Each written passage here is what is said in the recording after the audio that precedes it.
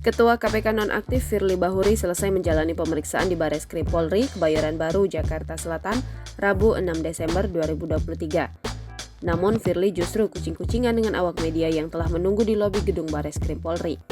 Pantauan di lokasi, ex-Kapolda Sumatera Selatan itu justru keluar dari Sekretariat Umum Polri pukul 20.10 waktu Indonesia Barat. Sejumlah ajudannya tampak melakukan pengawalan hingga Firly masuk ke dalam mobil Toyota Fortuner berplat nomor B1569 WNK. Firly hanya melontarkan kata-kata secara singkat usai diperiksa. "Terima kasih ya, terima kasih," ujarnya.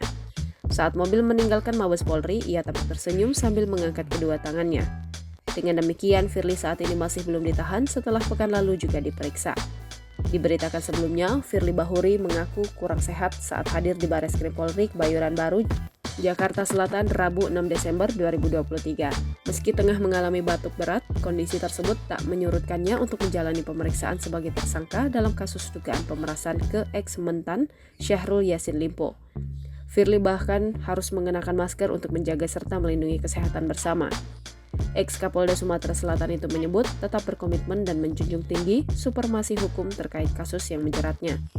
Firly mengaku sudah 3 kali dimintai keterangan dengan rincian 2 kali pemeriksaan dengan status sebagai saksi, serta 1 kali sebagai tersangka.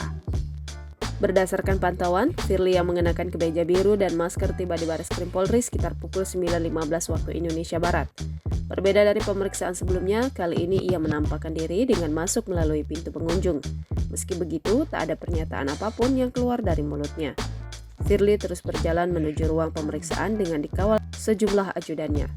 Download Tribun X sekarang, menghadirkan lokal menjadi Indonesia.